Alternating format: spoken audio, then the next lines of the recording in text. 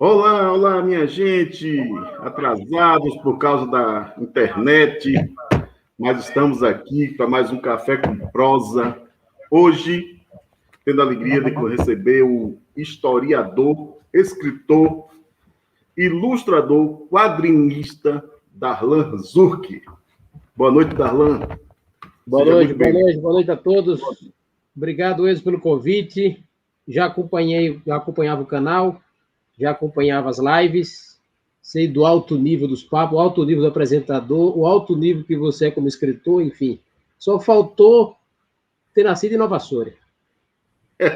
Mas nasci ali pertinho, em Sátiro Dias. Nós somos vizinhos. Vizinhos, ali coladinho, ali lado a lado. Lado a lado. Darlan Zurk, desculpe o atraso aí, a internet não está colaborando hoje aqui, velho. E eu tive que mudar de cenário, de tudo. E sair as peças, estou suado. Mas tudo pelo bem do nosso Café com Prosa. A gente tem compromisso com o Café com Prosa, não vai faltar jamais. A gente vai deixar de honrar esse compromisso com o nosso Café com Prosa. Darlan Zurk é formado em História, ex-bolsista de iniciação científica pela Universidade Estadual de Feira de Santana, com trabalho de mestre, autor de crônicas, poesias, histórias em quadrinhos e contos em várias antologias. Colaborador das obras Filosofia Grega Antiga e Feira de Santana e Rui Barbosa, ambos do professor Raimundo Gama, ex-articulista do freelancer da Folha do Estado da Bahia, também do jornal Noite e Dia e da Tribuna Feirense, todos no município de Feira de Santana. Também escreveu para os sites Agência Clésionet e Usina de Letras. Foi editor do jornal acadêmico Ideação Magazine, do Núcleo Interdisciplinar de Estudos e Pesquisas em Filosofia da UFES, e é colunista cultural do programa online Paiana Conectados, apresentado por Carlos Silva, na Rádio Conectados, em São Paulo. Darlan é de Nova Soura e mora em São Paulo já há alguns anos, né, Darlan? Sim, já vão para 18 anos. Isso aí. E, além de tudo que eu falei aqui, Darlan é autor deste livro, que inclusive dá nome à nossa prosa, ao nosso papo. A Fúria de Papéis Espalhados. Está aqui, está fazendo um sucesso danado aí. Publicado pela editora Cortés, em São Paulo, 2020. Muito boa noite, Darlan Zurk. Seja muito bem-vindo ao nosso Café com Prosa. Quero iniciar aqui mandando uns beijos, uns abraços para o povo todo que nos acompanha sempre. É uma alegria, uma honra para nós. José Anchieta, de Brasília. Nanti, minha irmã, um beijo. Lucília, minha irmã, um beijo. Minha prima Rita Torres, um beijo. Ismael Ferreira, homem das artes marciais aí de São Paulo. Neide Lopes, minha prima, de Salvador. Adriana Pichel, prima de Salvador. Lídia Ferreira, minha amiga. Adriano Rodrigues. Mislene Lopes, prima Magda Fernanda. Muito obrigado a todos vocês. Frederico Freire, meu amigo de Salvador. Luiz Mendes, de Salvador, meu amigão. Barrabás, meu brother, lá de Sátiro Dias, conterrâneo, amigo. Antônio Paiades aqui, estou aguardando essa prosa com tarde de chuva, com fúria de papéis espalhados. A chuva com certeza não molhará os papéis. Boa noite, escritores Luiz Eudes e Darlan Zurk, de Albino da Melancia. Antônio Paiades, uma figuraça. Esse é. Boa noite ao poeta Edivan Souza, Salvador. Cláudio Freitas, a Jéssica Vieira, meu primo, de Alagoinhas. A Tom Torres, para quem é de boa noite. Boa noite para quem é de boa noite. Tom Torres, meu primo, meu orientador literário, lá no Maceió. Boa noite a Luiz Santana, meu cunhado. Boa noite para Leandro e Doriene, primos lá em Heliópolis. Muito obrigado a todos vocês. Muito obrigado, Darlan. E vamos começar nossa prosa. Eu que agradeço pelo convite, pela amizade. Até agradecer também a Antônio Paiá, que fez essa ponte. Isso. Antônio Paiá é uma figuraça. Antônio Paiá é dessas pessoas que tem a arte de reunir os amigos dele, entrelaçando todos. Ele é genial. E mantendo amizade, que ninguém briga, que ninguém se confunde. Isso é verdade. Ninguém se altera perto do Antônio Paiá. Um grande abraço para o Antônio Paiá, nosso amigo, seu companheiro, meu amigo. Escritor também. Prosador. Hoje é o programa, creio que o 53, 54, e Tonho acompanhou todos, desde o primeiro. O primeiro foi quando? O primeiro foi quando, Eudes? Em julho de 2020. Nasceu na pandemia. Na pandemia, foi. Primeiro convidado, primeiro amigo que esteve aqui no Café com Prosa foi o Tom Torres. E quando a gente fez programa número 50, também foi com o Tom Torres, né, para comemorar, naturalmente. E logo em seguida, quando o Paiá veio, nós falamos... Tonho veio duas vezes. Tonho veio duas vezes. Veio uma vez sozinho, nós falamos de poesia, e depois ele veio com o Tom Torres, por sugestão de Mislene, que está nos acompanhando, para falar sobre a obra de Ariano Suassuna. E foram 2 noites incríveis. Como essa... Tinha um mediador também no programa, tinha? Tinha um rapaz no programa? Tinha, antes a gente fazia com Wagner Santana também. Sim. Fazia também. Isso acabou de entrar aqui o poeta Josué Ramiro, escritor, poeta, é um batalhador pela causa, pela poesia, pela palavra. Obrigado, poeta José Ramiro, de Salvador. Obrigado, meu irmão. Aliás, Josué é o poeta do mundo. Esse homem tem títulos e é membro e é imortal de inúmeras academias na Espanha, na Argentina, não sei onde, em vários lugares. Outra poeta acabou de entrar, Lia Ferreira. Obrigado, minha amiga Lia Ferreira. Ô, Darlan, vou fazer a primeira pergunta aqui para você. Para você, da seguinte maneira. Quero lhe dizer, Darlan, o seguinte. Todas as perguntas que eu vou te fazer, ou praticamente todas, porque também teremos perguntas do público, com certeza, mas as que eu vou te fazer são todas extraídas do seu livro. Beleza. Todas extraídas aqui. A Fúria de Papéis Espalhados. Mas vamos lá. É possível termos uma verdade que vos diga que não existe verdade nenhuma? Com certeza que não. Tem uma contradição bem básica no argumento. É um teste lógico, viu, Eudes? E o enunciado ele tem que sobreviver. Para começo de conversa, o enunciado tem que sobreviver a si mesmo. Então, se o enunciado não consegue esse primeiro teste, então, naturalmente, é uma grande bobagem. Se ele não consegue sobreviver a si mesmo, então é uma contradição das mais gigantescas.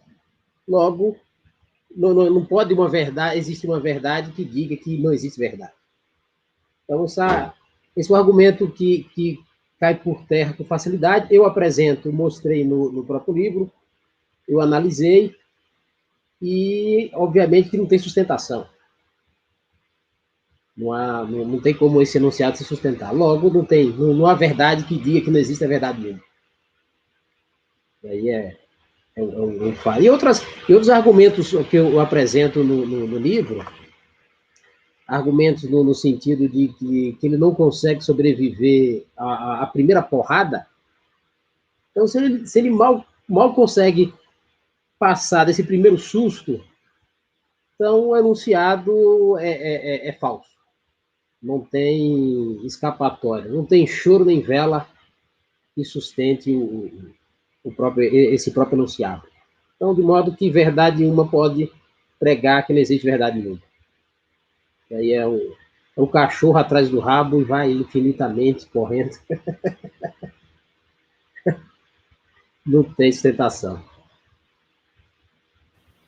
O cachorro atrás do rabo, isso aí vai girando em torno dele o tempo inteiro.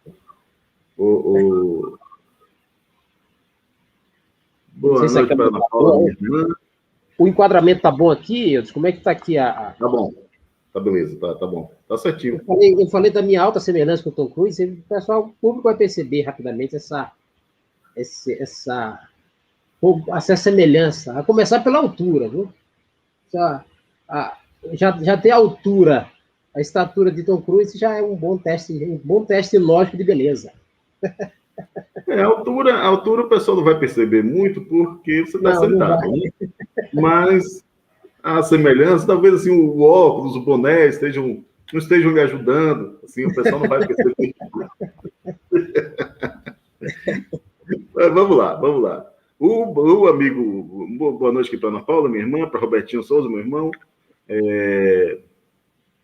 grande Manuel Roberto, lá de Pernambuco, de Garanhuns, acabou de entrar aqui.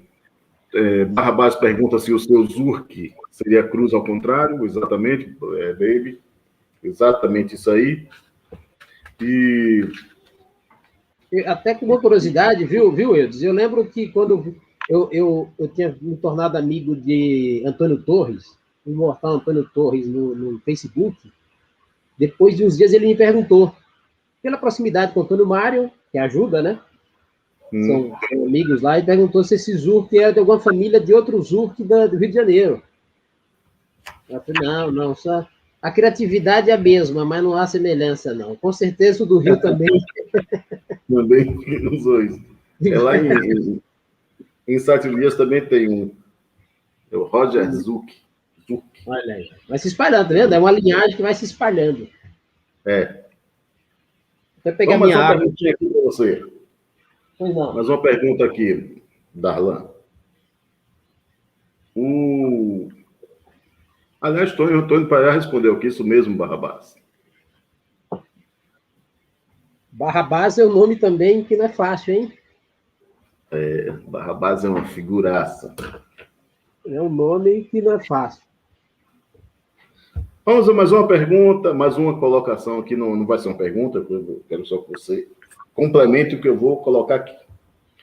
O poeta ou o literato existe enquanto porta-voz de desejos e angústias, e não como buscador incessante da verdade das coisas. Prossiga, amigo.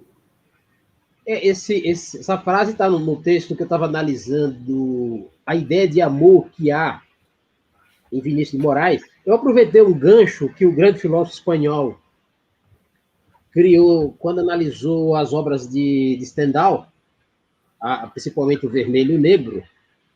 Eu aproveitei o gancho para fazer uma análise sobre um ídolo meu, até hoje é ídolo, que é Vinícius de Moraes, e para demonstrar que a visão amorosa de Vinícius era muito idealizada.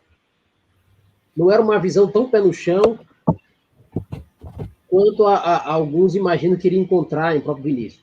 E aí eu aproveitei o gancho para fazer essa análise, estendi isso para as novelas, e naturalmente que o autor, quando ele retrata o sentimento dele, perpassa o sentimento de milhares de pessoas, centenas de pessoas.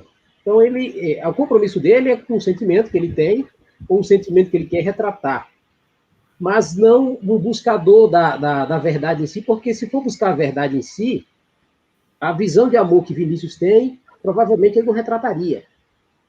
Vinícius sabe que ao desgaste natural do amor no dia a dia, Vinícius não retratou isso no seu trabalho. Aliás, retratou, mas de uma maneira muito reduzida. Ele preferiu uma visão mais romântica do amor. Daí que eu mencionei que esse compromisso do poeta, do escritor, do ficcionista em especial, não é com a verdade, coisa que o meu livro, como ele é de não ficção, eu já tenho um compromisso em buscar a verdade, de apontar fatos, de apontar direções, coisa que o literato não precisa. Basta ele retratar o sentimento de maneira fidedigna ao que ele está sentindo. É aquilo, eu disse, que o próprio Camões fala, né?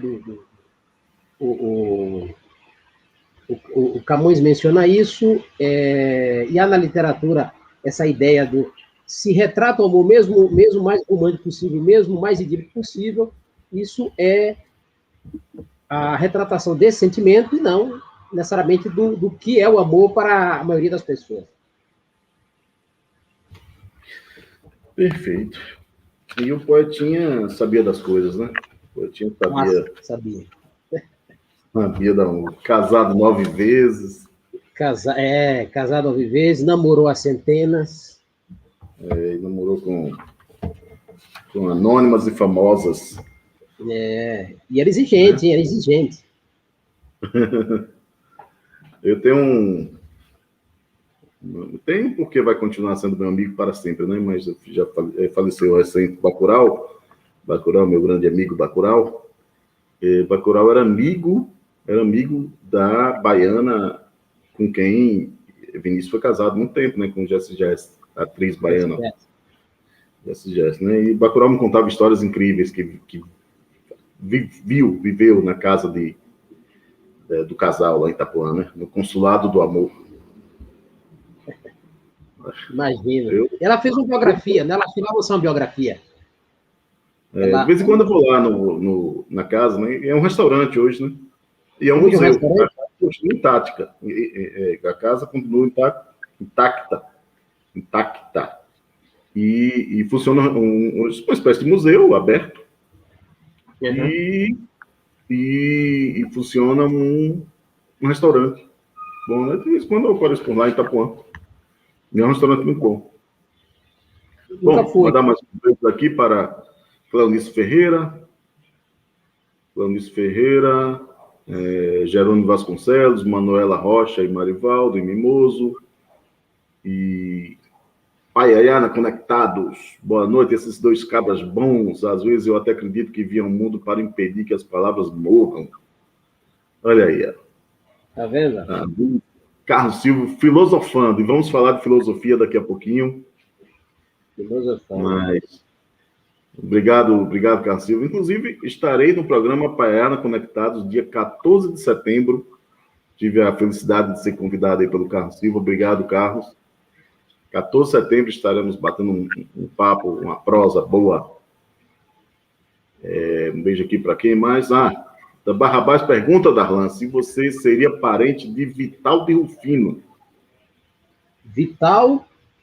De Rufino. Bom, que eu saiba de onde ele é, de onde Vital é. Aí agora, responde aí, Barrabás, de onde Vital de Rufino é. Se for Barrabás, eu não sei. Talvez até seja. Eu presumo que não. Não, né? Bom, entrou aí também Girlane Macário. De Nova Soure. O Barrabás está respondendo aqui, Darlan. Não sei. Talvez até o Antônio Mário saiba mais exatamente a resposta. Eu creio que não. O Antônio Mário conhece ali. Antônio Mário, nos ajuda aí, Tonho. Socorro. Cabra. Eu acredito que não seja. Ele está achando você parecido. Boa noite para minha comadre Helena Ferreira, em São Paulo. Tom Torres só vim para brincar. Tom Torres diz que, em matéria de casamento, meu irmão Raimundo só perde mesmo para Vinícius.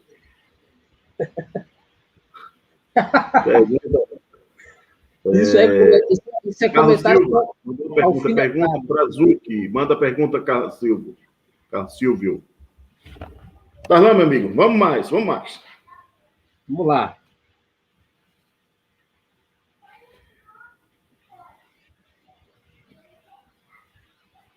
Você fez uma mudança na frase do filósofo francês Jean-Paul Sartre. O inferno não são os outros, somos nós. Sartre diz o inferno são os outros. E você diz, não são os outros. Somos nós. Vamos lá. Sartre que era filósofo e literato dos melhores, tem uma safra boa da cultura francesa. Depois a cultura francesa se perdeu com Jacques Derrida, com Lacan. Na fase de Sartre era uma maravilha. O homem pensava extremamente bem, profundamente, escrevia de maneira maravilhosa E no contexto que Sartre lançou a frase, a frase cabe. Mas em termos e no meu contexto, que se referia foi uma mini palestra sobre a mitologia que eu adaptei do Prometeu acorrentado para Prometeu alcoolizado, e eu estava falando da questão da consciência, a relação da consciência com o vício, e naturalmente que na mitologia prometeica, depois o Prometeu é salvo, é retirado do monte e tal, pelo deus Hércules, e no caso nosso, dos seres caídos que somos, só temos a consciência. Claro que pode recorrer a seres divinos, não tem problema, e pode ser salvo nesse sentido, mas no geral, a saída mais corriqueira é pela consciência, e sendo a consciência a base disso, o inferno somos nós mesmos. Não há como escapar. Por isso que eu fiz essa pequena mudança, e o livro é sempre brinca, flerta com alguns trocadilhos, com até o próprio título, que faz uma referência a papéis avulsos de Machado de Assis. O título dessa mini palestra também brinca com a ideia do, em vez de correntado, é alcoolizado. Então, não poderia deixar Sartre fora, que é também uma referência que eu tenho na hora de escrever.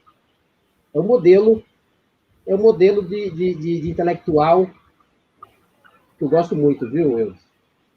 Profundidade, pelo menos tenta tratar bem o idioma, dá um sabor, tenta dar um sabor mais agradável na leitura, enfim. É uma referência muito importante para mim, o Jean-Paul Sartre. Para nós todos que gostamos de livros. Eu gostei da sua camisa. Aí você mexeu na câmera, eu gostei da camisa de Tio Patinhas, viu, Eudes? Olha que bacana. E essa moedinha número 1, você tem? Você tem essa? É a moedinha número 1, né? Essas blusas que eu visto aqui, toda semana eu digo isso, são da Eureka Publicidade, né? Eureka que me manda aqui. Ótimo, Eureka que me veste para o... Uma ótima agência. Os globais lá, né? Fulano, não sei quem veste e tal, fulano veste não sei o quê. Eu visto Shopping Eureka, eu estou aqui do Shopping Eureka, né? Vamos lá. Tem uma pergunta aqui do nosso amigo Carlos Silvio. Gente, estamos conversando com Darlan Zurk. Darlan Zurk é historiador, escritor, ilustrador, quadrinista. E estamos aqui proseando com Darlan, falando sobre literatura, vamos falar sobre poesia, sobre filosofia, vamos falar sobre quadrinhos também. Nós temos 2 horas de papo aqui. E tem uma pergunta aqui do Carlos Silvio, Ana Conectados. Zurk, escrever um processo torturante? Não. Torturante não é. Se fosse, provavelmente eu fugiria.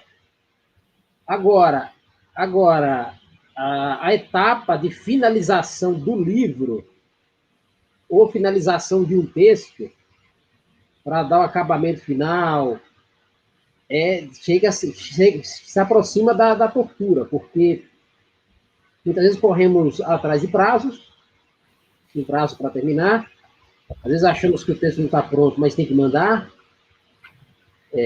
Dependendo. No meu caso, até que eu me resolvo bem nesse sentido, mas tem gente que se machuca muito, porque acha que o texto nunca está bom, nunca quer mostrar ao público, enfim, torturante. Inclusive, eu tenho um método, viu? Na hora de escrever, eu escrevo no papel. Eu não consigo sentar e digitar. Eu não consigo, não sei como é o seu método, mas é assim mesmo. Você faz como também? Também é assim, eu vou escrevendo em guardanapo, em papel, às vezes eu gravo no celular, às vezes eu estou dirigindo, aí o que é que eu faço? Eu pego o celular aqui e gravo um tópico, Né? Você já fez um texto do zero, a partir do zero, já digitando, ou começa no papel? Não, nunca aconteceu isso. É sempre anotações, né? Sim, o meu Faz método... Pode falar. eu faço umas observações no papel, às vezes eu escrevo num caderno mesmo, comum. Ó, eu tô finalizando aí um romance e que eu escrevi nos primeiros 3 meses da pandemia, lá na Fazenda Dois Irmãos, lá em Sátiro Dias, né? Eu fiquei lá e eu peguei um caderno mesmo, um convencional, e escrevi tudo no caderno, né? Fui escrevendo tudo no caderno, tudo a base da história. Aí passei aquilo ali pro computador e a partir daí foi que eu fui construindo outras coisas em cima daquilo. Agora, iniciar na tela do computador, não consigo fazer isso. Eu também não... Eu sempre converso assim. E nem sou disciplinado também, não tenho aquele compromisso. Tem que escrever todos os dias, tem que acordar cedo, escrever, eu não sei fazer isso. Eu escrevo também assim, qualquer dia, qualquer hora. Aí retoma a pergunta do Carlos Silva, aí não é torturante porque não há esse compromisso, eu faço no papel, muitas vezes eu vou digitar, imprimo, continuo de novo no papel, da impressão.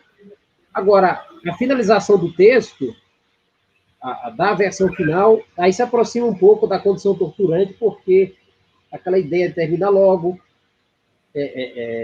finalizar para ir para outro, aí eu me machuco um pouco, mas não tanto assim.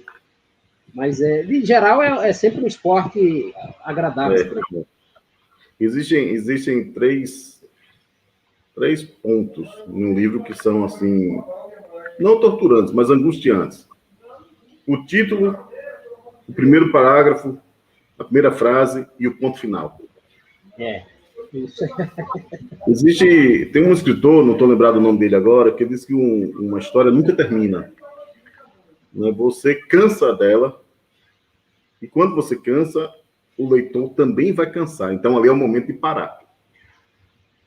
Eu não lembro quem falou isso, mas alguém falou essa história. Bom, Antônio Mário já deu a resposta aqui. Vital, que conheci, era quase vizinho do Darlan, ele ainda menino. Depois mudou para São Paulo e não tive mais notícias. Agora já sei de que Vital ele está falando. Agora já sei. Vital, ele pode ter um parentesco, mas é muito longe, se tiver. Muito amigo da família. Era muito amigo dos filhos, tem amizade com ele também. E ele já faleceu. A família mora aqui na Zona Leste, em São Paulo. Eu estou falando aqui de Guarulhos. E ele faleceu já tem uns anos já. Bom, gente tá explicado, baby. Gente bonita. Wilson Paraguaçu, meu amigo Sura, chegou aí. Maria José Oliveira Santos, nossa mestra querida, que muito nos honra de sua companhia. Muito obrigado, mestra.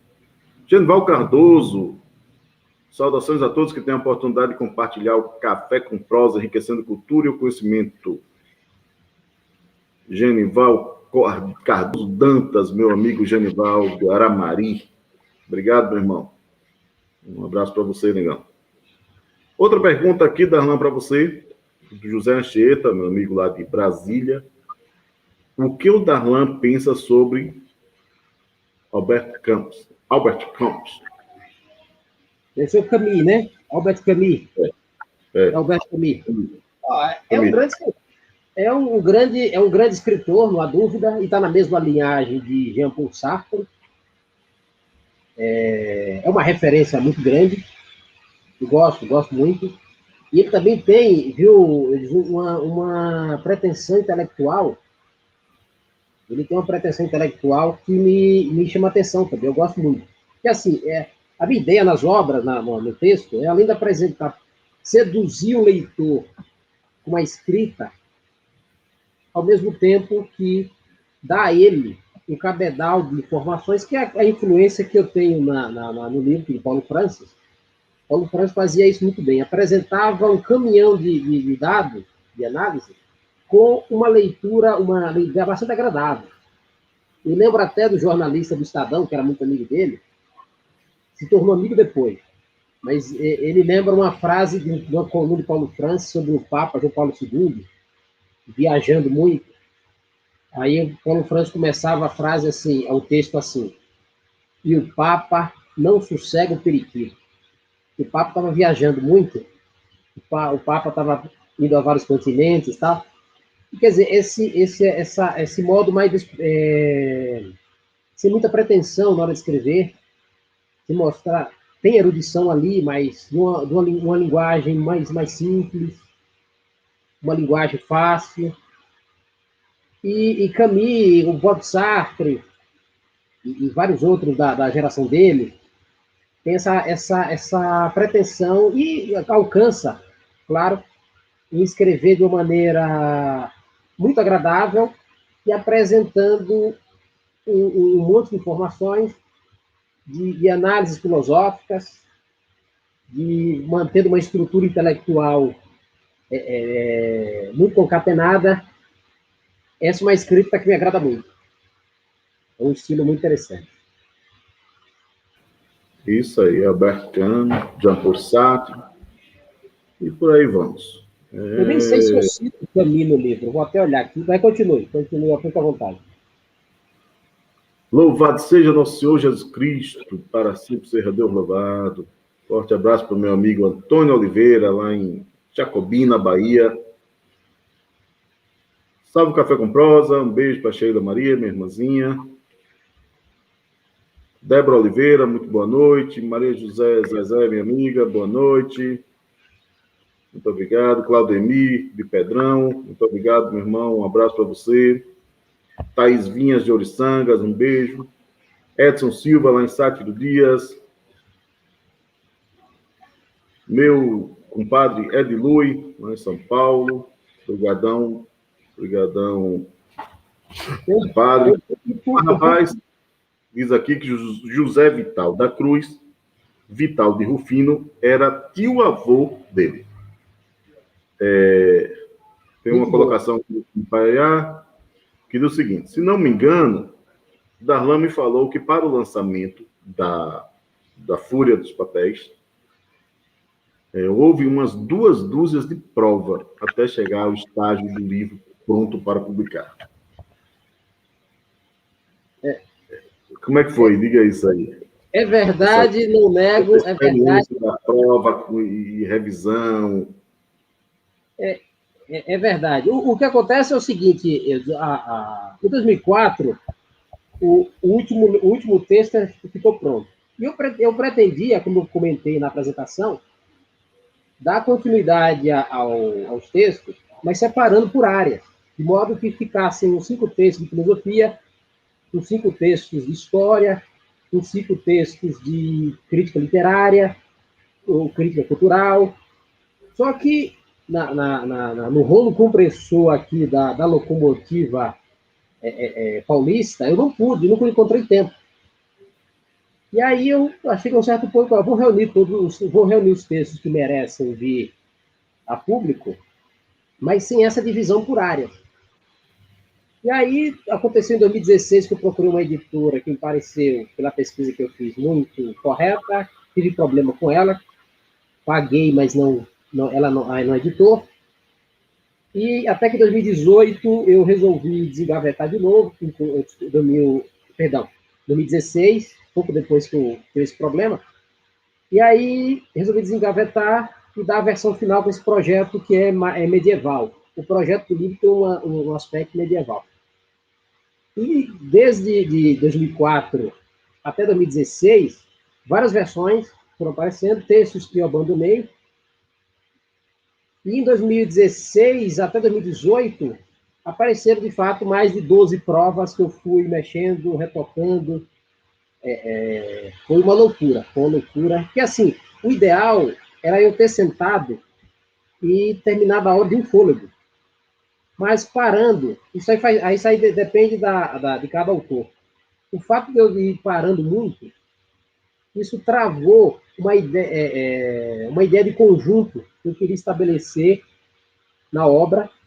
Eu ficava com o pensamento bem fragmentado, já que são 24 textos diferentes, analisando temas diferentes.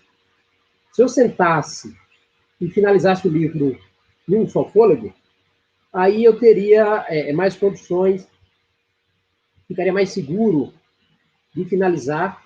E aí o pensamento ficou fragmentado durante vários meses, a coisa resvalou para pelo menos 3 anos de prova, contra prova, enfim. Mas foi nessa quantidade, sim. Foi nessa quantidade. Não foi fácil. Eu acho que foram, se eu não me engano, entre PDF e versão impressa, umas 18 versões. É isso, é muito comum, isso é muito comum acontecer. Antônio Torres contou, eu vi Antônio falando isso já inúmeras vezes, que no romance Um Táxi para a Viena da Áustria, ele reescreveu um capítulo 32 vezes. Nossa!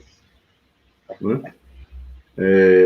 Alguns dias a gente recebeu aqui no Café com Prosa Maurício Melo Júnior, e Maurício Melo Júnior disse que ele reescreve até chegar à versão final em torno de 15, 16 vezes, e que ele vai salvando todos, versão 1, versão 2, versão 3, e que naturalmente, da primeira até a última, quando está pronta para a editora, há uma mudança enorme nisso, né? Sim. Eu vou começar a agir dessa forma que Maurício falou quando vai escrevendo um outro livro. Porque esse, que eu estou aí em fase de revisão com Tom Torres, eu já mudei também várias versões já, né? Várias. Mas eu tenho um hábito assim de colocando uma sobre a outra, né? Vou salvando uma sobre a outra e acaba que a anterior desaparece. Por receio mesmo, assim, de acabar pegando uma da versão que não é a correta e enviar para alguém. Então, eu vou apagando aquela... o que vai valendo é sempre o que está no momento, né? No momento. Para mim, essas mudanças todas, aí já entra no ambiente que tem a ver com a pergunta do Carlos Silva, porque já fica meio torturante já. Eu não consigo, há textos que eu não consigo me livrar. Não consigo colocar um ponto final. Sempre quero retocar, quero mexer. Já teve texto que eu abandonei. Eu tive que abandonar porque, senão, não conseguia. Não dormia direito. É terrível. Olha, Juan Rulfo, no mexicano, Prêmio Nobel de Literatura, com o seu Pedro Páramo, Juan Rulfo disse que a cada nova edição, segunda edição, terceira edição, aconteciam mudanças no texto. Quando chegou na 37ª edição, disse, não quero ler mais. E aí, a partir dessa edição aí, ficou a versão que se criou, que deve ser a que eu tenho aqui em casa, né? Mas a cada edição ele havia mudança. 37 publicadas? 37 edições publicadas? Sim, do Juan Rulfo, né? Sim, caramba. A edição que eu tenho aqui, eu acho que é 165. É 160 qualquer coisa. O Juan Rulfo é muito lido, traduzido e reeditado constantemente, né? Essa Terra do Antônio Torres, por exemplo, são 33 edições. E eu tenho todas as 33 aqui em casa. De qual livro? Essa Terra. Tenho todas as 33 nacionais e tenho algumas publicadas em outros idiomas, né? Italiano, no Paquistão, no Urdu, que é do Paquistão, no espanhol, em Cuba, na Holanda, Portugal, Itália, França. Então, algumas edições aqui. Na Albânia. Para o colecionador, isso aí é uma mão cheia, porque ele vai querer todas as edições. Tem gente que faz a tal da crítica genética, que pega toda a vida da obra. O pessoal fala muito de Raiz do Brasil. Raiz do Brasil, a edição foi se modificando, de modo que quem faz essa crítica genética, uma crítica que quer se apegar mais a fundo a ideia do autor, acaba tendo essa necessidade de ir para as edições. Até me permita, eu recebi nessa troca de mensagens nossa e início de amizade já mais virtual, eu mandei o livro, você me mandou a bela obra Cangalha do Vento. Ah, claro. Beleza. Na segunda. Para quem não tem a minha versão autografada, para fazer inveja ao pessoal que está acompanhando, e aqui está na segunda edição.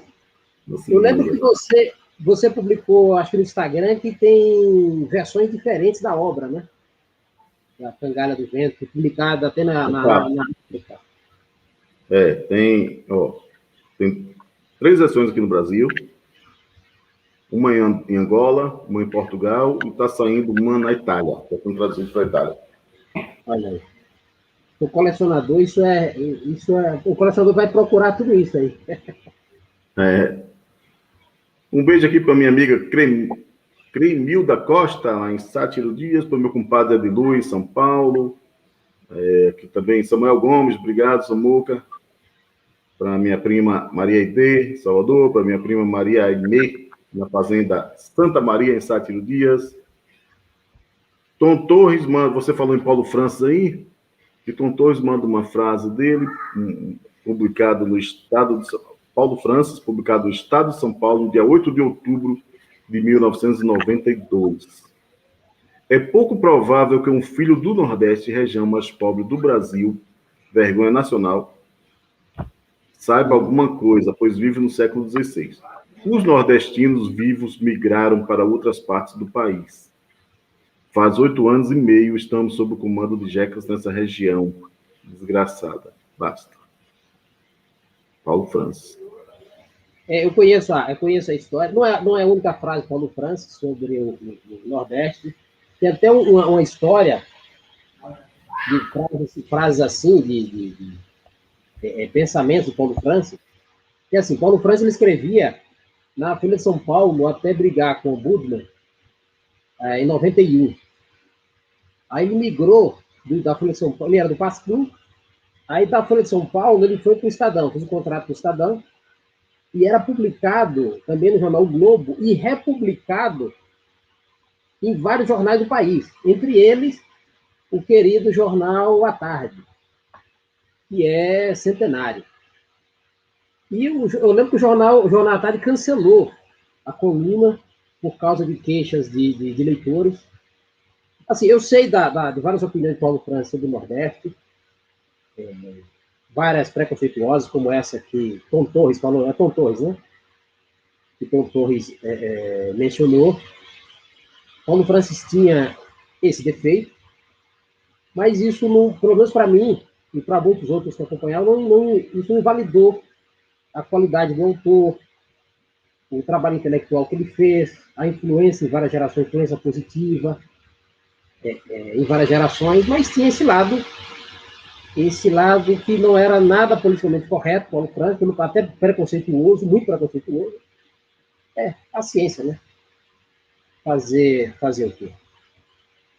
E o que acho que até pesa mais contra Paulo Francis, além disso, que até pesa mais é a mão ou como diz Melchior, José Guilherme Melchior, que Paulo Francis tinha asas de chumbo. Era uma mão muito ruim para romance. Os romances de Paulo Francis não são nada agradáveis. E isso era um ponto extremamente fraco da obra dele, coisa que, naturalmente, eu não aprovava, além desse preconceito. O que eu mais abomino é exatamente o preconceito, né? E a xenofobia, que era muito forte contra o Nordeste. Enfim, sigamos. Lígia Ferreira Pinto, um beijo, minha amiga. Muito obrigado. Obrigado a minhas primas Maria Aide e Maria Aimee. José Anchieta agradece pela resposta. Camis é autor dos romances O Estrangeiro, A Peste, A Queda, O Primeiro Homem e de Filosofia, O Mito de Sísifo, Homem Revoltado, livros que me acompanham sempre. E Barrabás diz, fiquei sabendo hoje que Camus pronuncia Camus. Camus. Marivaldo Souza, de São Paulo, meu conterrâneo. Maria Rosinelli, obrigado, minha amiga. Salve, salve, primo Raimundo Torres. Tom Torres, infelizmente, até Olavo de Carvalho é influenciador. Meu Deus, para nossa tristeza. Vamos falar de poesia. Vamos lá. A vida sem poesia é vida ordinária? Essa é uma... Você sabe a resposta. Embora você tenha dito em outra circunstância que a única poesia que você se permitiu fazer foi no livro, mas na boca de outro... Quem escreveu não fui eu, foi Fernando, personagem do Cangalha do Vento. Que Fábio Bahia, poeta, inteligentemente disse que é aí que mora o perigo, é aí que se esconde o poeta que quer aparecer, mas não tem coragem. Fábio Bahia é um amigão, é um queridíssimo amigo, é o autor do primeiro prefácio, da primeira versão do Cangalha do Vento, né? E Tom Torres é o autor do segundo prefácio, que está aqui, portanto, dois amigos. Na edição que eu tenho aqui, vamos lá. O Cangalha do Vento, o prefácio de Fábio Bahia virou pós-fácio, né? Exato. Virou pós-fácio. Poesia, vida sem poesia é vida ordinária. E a poesia está em todos os espaços, basta a pessoa ter sensibilidade para enxergar. Assim como a beleza, a simetria, existe a simetria em todos os lugares. A vida sem poesia não faz sentido. Lendo o seu livro, por exemplo, percebe-se a poesia que exala de vários parágrafos. Então, mesmo não sendo poeta, temos que enveredar por esse caminho para deixar o texto mais agradável. Exatamente.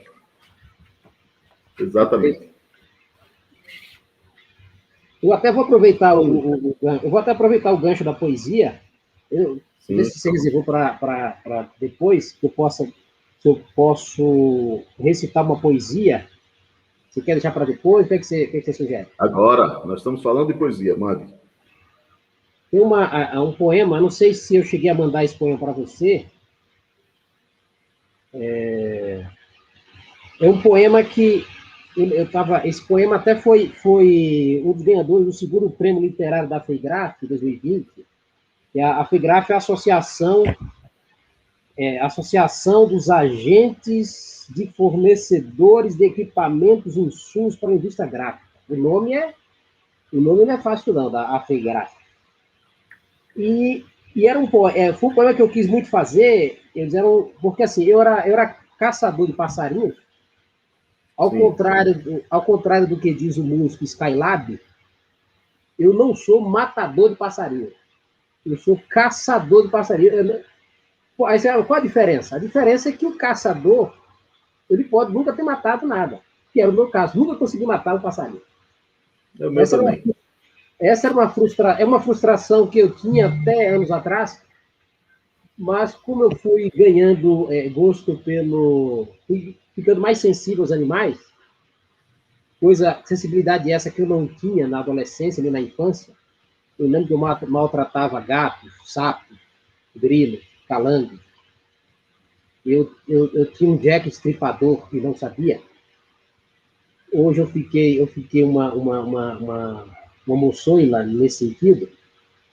E aí eu resolvi fazer um poema, me permita recitar aqui, que se chama Luaió das Ilusões. Inclusive, esse nome Aió me causou umas dores de cabeça aqui em São Paulo, Pedro, porque o pessoal não sabe pronunciar direito, até o pessoal estava falando aqui sobre Alberto Camus, o pessoal não sabe exatamente do que se trata, não sabe pronunciar Aió. E o poema é assim, ó: passarinhos famintos mal sabiam do plano de manhã arquitetado por meninos com badogue jogado no aió das ilusões que já sumiam. As cercas não foram impedimento diante do desejo de realizar o fim. Arames farpados pareciam um trampolim. O maior obstáculo era o afobamento. Um dos modos para se tentar chegar às árvores que guarneciam os viventes era ter a cautela dos combatentes, quando na guerra poderiam atacar. Troncos frondosos tapavam a visão de ansiosos humanos de treino pouco. Pedras rasgavam o céu como um louco, mas nada com penas caia no chão. Um monte de galhos no solo estava, em convívio com animais traiçoeiros. Os meninos corriam mundos inteiros, sob a morte que também os caçava. Então, esse é quer dizer, passarinho nenhum conseguiu ser morto, mas a morte estava ali. Eu lembro que tinha cobra nas roças, machucava o pé com espinhos de todo tipo. Era loucura. Então, isso vida sem poesia não vale nada. Não vale nada. Tenho certeza que sim. O Darlan, você falou isso aí da poesia que está no Cangalho do Vento. Tem uma amiga aqui, o psicanalista João Lopes Filho, é um agitador cultural, e um dia ele me liga, né? Sônia, eu quero falar com você sobre o seu livro. Vamos almoçar para... Eu preciso lhe passar as minhas considerações. Rapaz, eu fiquei preocupadíssimo mesmo. Né? O cara é psicanalista. Vai fazer uma leitura psicanalítica da obra. O que será de mim, meu Deus? Eu fui preocupadíssimo, né? Peguei aqui vou levar aqui um bloco de notas, né? Porque ele vai falando as coisas, eu vou anotar aqui para eu fazer a revisão do texto. E aí chegou lá, rapaz, ele foi almoçar, né? E ele conversou e não falava no livro, não tocava o assunto do livro. E eu angustiado, e eu nervoso, eu disse, meu Deus, que hora esse cara vai falar desse negócio aqui do livro? E aí passam umas 2 horas, e a gente ali bate papo, prosa boa. Eu digo, João, meu amigo, sim, me fala do livro. Ele pegou aqui, ele tinha marcado umas páginas, né? Ele disse, olha, isso aqui é poesia pura. Olha, começando bem, né? Outra página. Isto aqui é poesia pura. Isso, que maravilha. Mas outro momento. Isso aqui é poesia. Você escreveu poesia, amigo. Eu digo, rapaz, tira um fardo assim de 200 quilos das costas. E eu saí com outra visão. Eu não sabia que eu tinha escrito um negócio poético, né? E aí foi maravilhoso. E aí você reforça aquilo que João falou lá atrás. Né? Isso é maravilhoso. Ouvir essas coisas é sensacional. Bom, gente, quero mandar um beijo aqui para o povo de Oriçangas, que está lá nos acompanhando. Subir aqui. Na casa do Padre Jairo, eles assistem todas as quintas-feiras, estão lá novamente hoje. Padre Jairo, Adelino, Watson, Ronaldo, Bianca, Eliane, Elaine, Zé Carlos, Carlos Silva, João Lucas, Bianca, Gabriel, Cássio e Mari, Vivian e Titoli. Estão nos acompanhando lá em Oriçangas, Bahia, terra da minha amiga Thaís Vinhas. Tem uma legião acompanhando esse programa, hein Graças a Deus a gente está... A nossa audiência só cresce. Nós todos, né? Minha, sua, de todo mundo que nos acompanha. Isso é maravilhoso. Fernando Lopes, primão, essa é a forma que temos para engrandecer a nossa gente. Obrigado, Fernandão. Obrigado, meu irmão. Ô Eudes, só contar uma história. No texto que eu fiz aqui, as musas depois do café da manhã, perdão, as musas depois do café da manhã tem a ver com o texto, mas foi de intelectual, o gastrônomo Rubio Rocha, que é do Paiaiá. Ele entrou na polêmica em torno do tema do artigo, em contraponto a outro intelectual, José de Almeida Primo. Aí eu fiz o texto Enquanto as Musas Dormem. O mote de Jessé era no sentido de que as musas não me chamaram para fazer literatura. Eu brinco dizendo que as musas, enquanto as musas dormem, eu vou fazendo literatura. Aí um amigo meu que recebeu o livro falou, rapaz, eu fiquei entusiasmado com esse texto, porque você foi falar das mulheres, e eu lembro que na época que eu conheci, você não era muito chegado. Aí, não, peraí.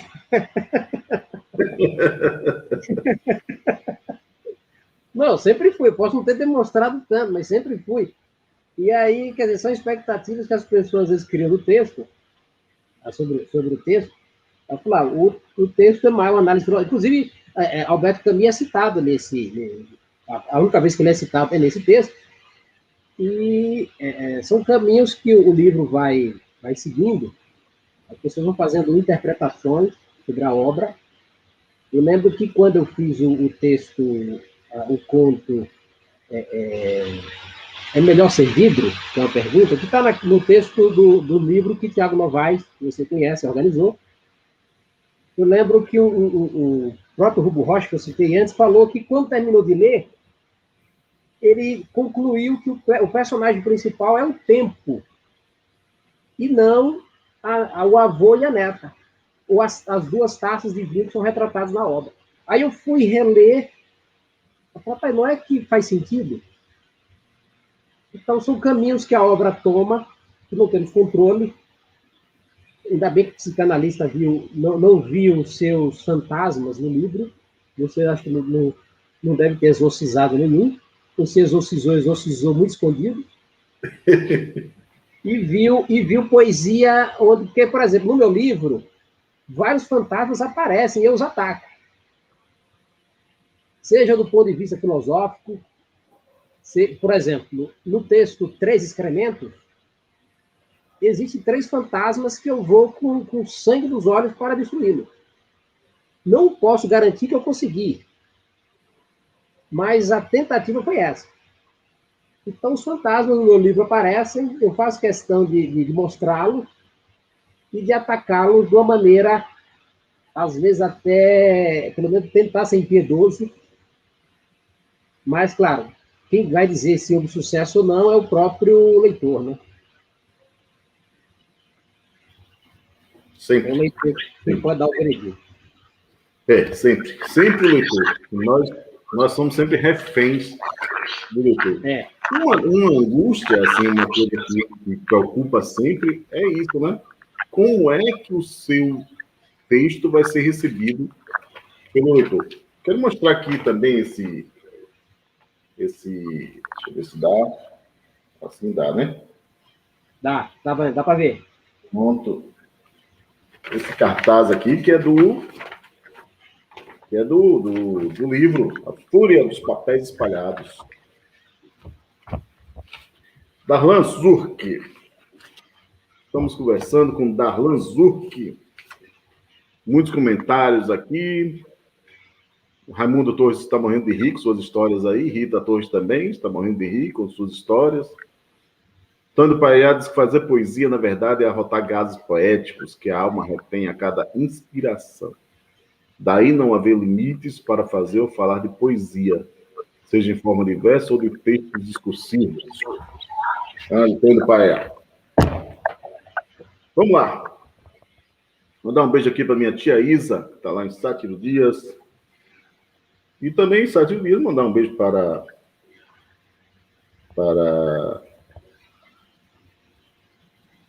um abraço aqui para Gel Confere, meu amigo Gel Confere, que está sempre nos acompanhando, para Darlan, para Djalma, que está nos acompanhando, e Wagner Santana. Darlan, a simplificação de um assunto é sempre a melhor forma de entendê-lo? Não, com certeza que não. Há assuntos que permitem simplificação e há assuntos que são tão complexos que a simplificação pode destruir o entendimento. De modo que nem sei, por exemplo, eu lembro quando eu estava dando aula, aí surgiu uma discussão sobre a ideia de mais-valia em Marx, em Karl Marx. Aí, alguém pegou aqui um dicionário pequeno, um dicionário, e a definição de mais-valia que estava lá era de lucro. Só que a mais-valia não é lucro. Lucro é uma parte da mais-valia. Então, muitas vezes, na ideia de simplificar um assunto para tornar entendível, há uma distorção. A pessoa toma um rumo que não é o rumo correto para explicar, esclarecer determinado tema. De modo que o tema, fragmentando o tema para poder entender, é uma coisa. Mas simplificar para torná-lo digerível, aí pode acontecer extraviamento. Pode acontecer. Eu até cito na obra o padre Orban, que falou a respeito da diferença que tinha na época dele, isso quase um século atrás, entre criar com I e criar e crear. Aí houve uma simplificação no ensino para deixar tudo como criar. O crear seria uma atividade mais de ordem divina. E essa é uma simplificação que, pô, há uma menção de que criar com I tem esses dois significados, enfim. Mas, no geral, muitas vezes a simplificação atrapalha, viu? A simplificação dificulta. Agora, tem autores que tornam o assunto pior do que ele já é. Existem autores que, por exemplo, o Heidegger é um tipo de autor, um tipo de filósofo, que, a meu ver, ele complica mais do que facilita. E Sartre, que já foi citado, a meu ver, ajuda muito mais no entendimento do que atrapalha. Então, entra aí o talento, o bom senso, a sensibilidade do autor. Entram vários fatores. Isso aí. Isso aí. Temos mais perguntas aqui para você, viu? Tem mais perguntas. Tenho muitas perguntas aqui. Todas extraídas aqui. Mas antes das perguntas, eu quero que você fale um pouco aqui para a gente fugir do que nós estamos fazendo. Que você fale da sua atuação como quadrinista, como ilustrador. Os quadrinhos são uma das minhas paixões e dificilmente uma criança fica insensível aos quadrinhos. Os quadrinhos têm um apelo fortíssimo. Uma coisa, por exemplo, a televisão. A televisão ela tem uma capacidade hipnotizante que é extremamente difícil uma criança não cair nessa esparrela. Que esparrela, não, pelo menos no sentido não tão ruim, porque convenhamos que existem desenhos animados que são maravilhosos. Os quadrinhos cumprem essa função, depois, retomando uma parte da minha trajetória, eu percebi que os quadrinhos foram moldando também meu gosto para determinadas coisas, determinadas cores. Por exemplo, a tonalidade mais pastel, que eu prefiro. Talvez o psicanalista, se eu estivesse conversando com ele, ia dizer, não, mas isso aí tem a ver com... Você tem sentimentos mais amenos, sentimentos de equilíbrio. Eu falei, bom, aí já não compete analisar por essa via. Mas aí, por influência dos quadrinhos, eu comecei a desenhar, que é outra coisa que toda criança faz.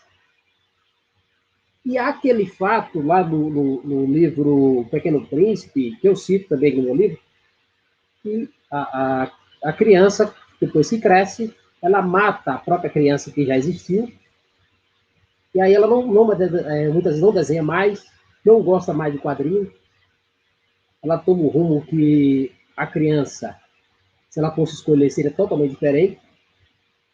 A sexualidade ajuda a matar a criança que existia, e eu continuei nos quadrinhos, mas eu confesso que eu segui o veredito que aparece no Pequeno Príncipe de matar a criança. Eu matei.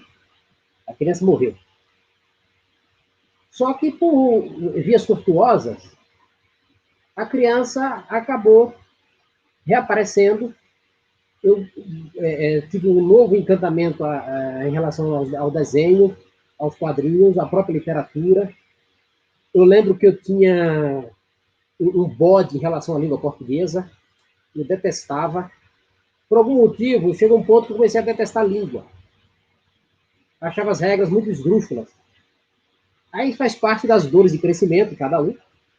Depois eu me apaixonei de novo pela língua, e aí retomei a criança de novo, aquilo aflorou, enfim.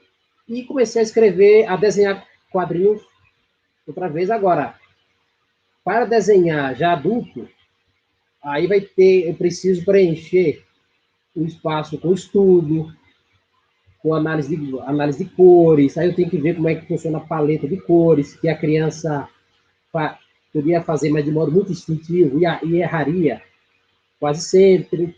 Aí entra horas e horas de leitura também dos outros mestres, um dos mestres, que é Maurício de Souza. E aí, quadrinho até que saiu uma antologia da Sportess em 2018 para fazer quadrinho. E o livro sairia na Bienal de São Paulo. Aí eu topei, a falar. E tem uma coisa, não sei como funciona com você, Eudes, mas muitas vezes eu produzo por pressão. A pressão me atrapalha, mas também é um combustível para que eu faça. Sem compromisso de fazer alguma coisa, quase sempre eu fico a esmo. Eu fico perdido e convenhamos. Há muitos atrativos na fase que estamos, da fase visual, Netflix, cinema não dá por causa da pandemia. E aí, os próprios quadrinhos chamam para a leitura, mas não chamam para a feitura. Quer dizer, com tantos quadrinhos aparecendo, seria mais interessante ficar lendo, olhando, do que produzindo. E aí eu retomei a ideia do quadrinho, só que, como o livro precisa ser terminado, A Fúria, aí os quadrinhos ficaram, de novo, um pouco de lado, mas eu pretendo retomar. Mas eu confesso a você que tempo é aquilo que Machado de Assis falou pelo menos uma vez, escreveu, que nós matamos o tempo e o tempo nos enterra.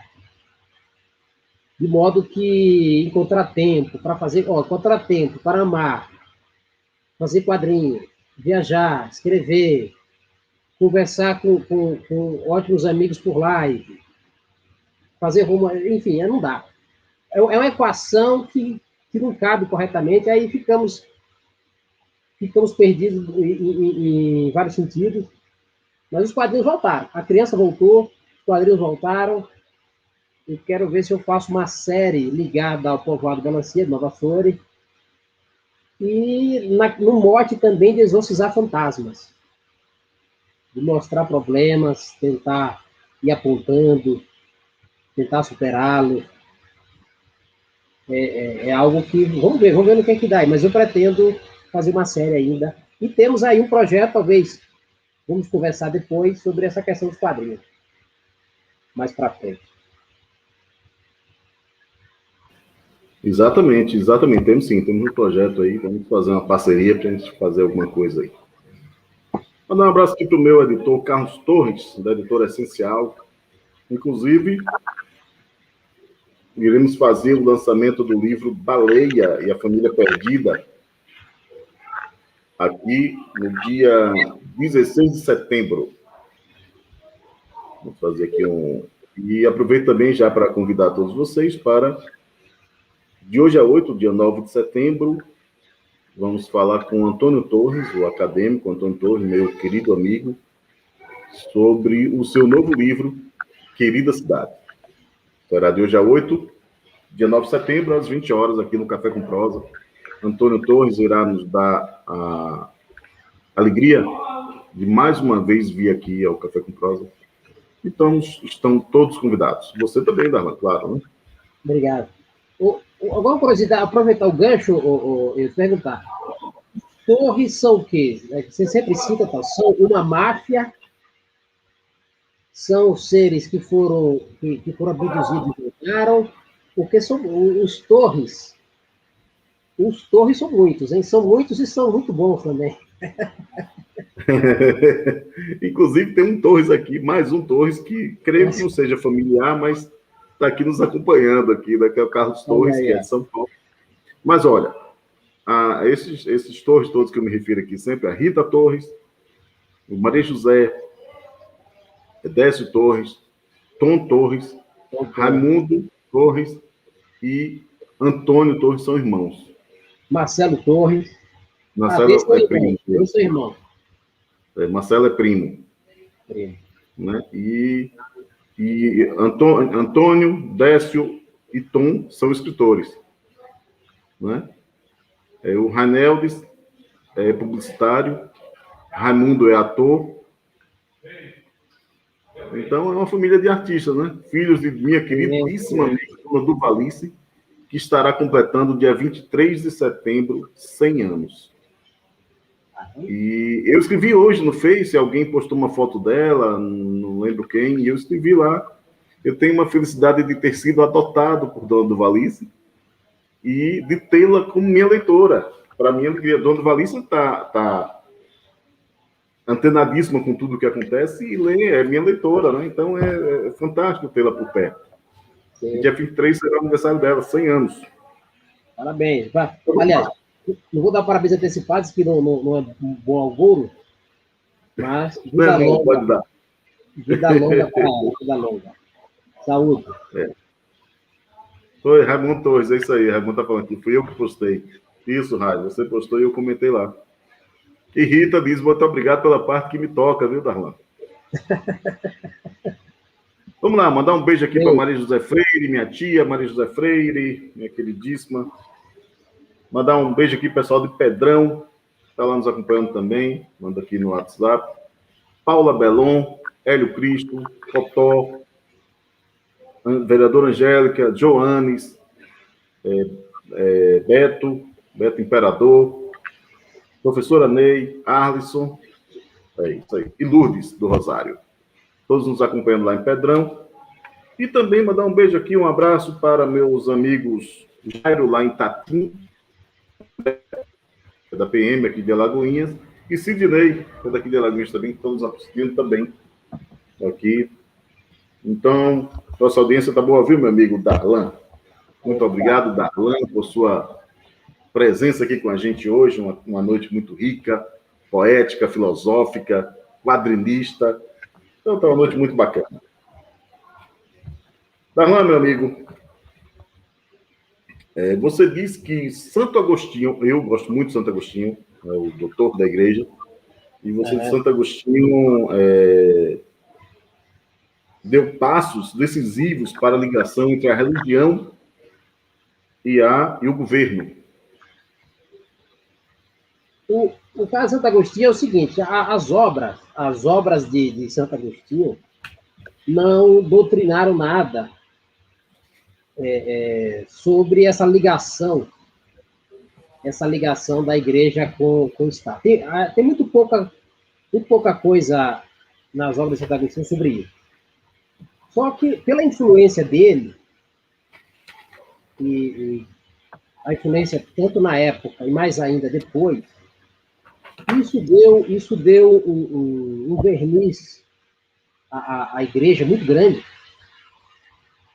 uma representatividade no meio intelectual tão forte, que a igreja foi seguindo passos cada vez maiores em direção ao poder, a ponto de toda a ideia que se tem da Idade Média está associada à igreja. Alguns falam das trevas.